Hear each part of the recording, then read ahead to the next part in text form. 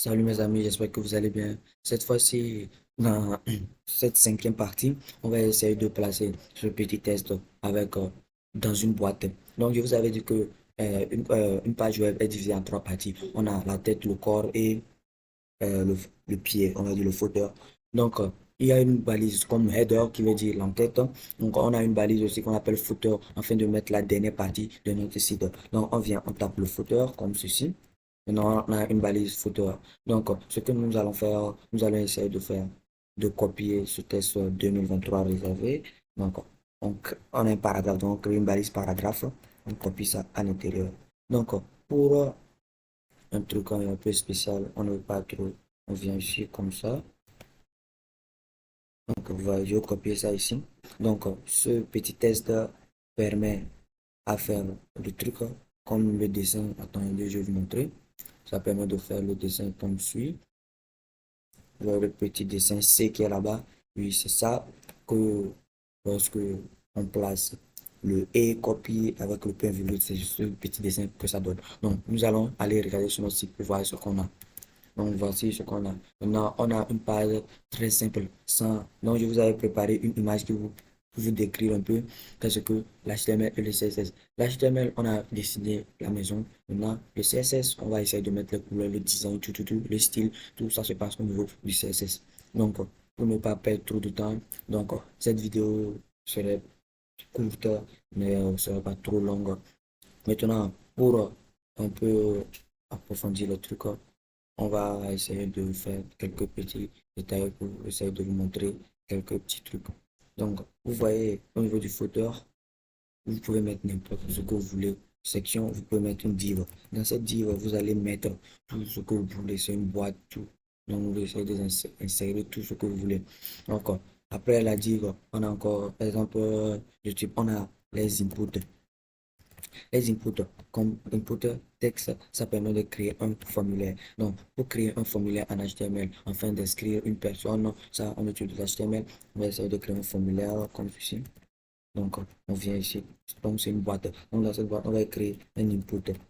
Donc, dans cet input texte, on a input btn, on va nommer submit. On a une input checkbox.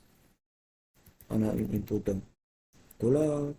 On a une input date time, on a une input email, on a une input, on a beaucoup d'input. On a une input, on a une input week, on a une input password, on a une input image. Donc, ça dépend de tout ce que vous voulez faire. Donc, pour voir les résultats de ces inputs, on actualise. Vous voyez, une part texte, tu peux écrire du texte, n'importe quel texte. Je vais mettre pour envoyer ton formulaire. On a ici un input de checkbox qui permet de cocher, un input de couleur qui permet de choisir la couleur que tu veux, tout ça, etc. On a ici, après l'input de couleur, on a une input de date times. Donc, il suffit d'écrire la date que tu veux. Donc, après that time, on a une input d'email. Donc, ça permet de mettre un exemple, exemple, arrobase, comme point com. Et ici, permet de mettre la date, comme vous le voyez, janvier, ouais, on a 2000.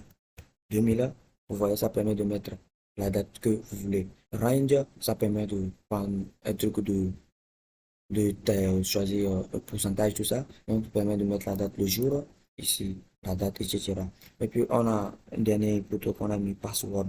Donc, le password nous permet de mettre un mot de passe, vous voyez, en entier. Donc, c'est ça, les inputs en HTML et CSS. Donc, tout ça, c'est dans un formulaire.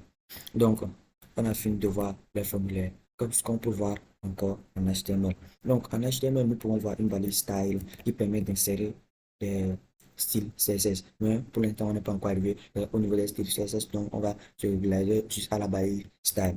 Maintenant, au niveau du header, ici la partie header, pour mettre, insérer les liens, on a une link HTML, CSS qui nous permet de connecter notre fichier HTML à un fichier CSS pour pouvoir faire une petite modification. Donc, on a encore euh,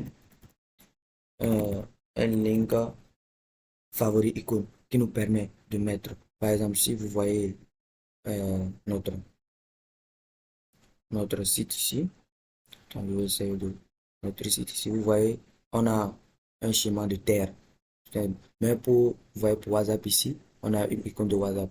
Google Drive, on a une icône de Drive. Donc, pour mettre ces icônes, on utilise cette petite balise qu'on appelle link. Et puis, ici, tu vas juste choisir l'image que tu veux. On a un link aussi pour importer des fichiers HTML à notre site. On a un link RSS pour afficher un fichier RSS dans notre site. Non, pour l'instant, tout ça ne nous intéresse pas. Donc, on va effacer, on va laisser le style.css. Donc, maintenant, on revient dans notre site précédemment créé. On peut créer aussi une table. Maintenant, la table, qu'est-ce qu'une table? Une table, c'est pas une table normale où il y a une chaise, on peut vous asseoir et tout ça, non. Donc, dans la table, on va essayer de s'arrêter ici. Et puis, dans la sixième partie, on va essayer de voir qu'est-ce qu'une table.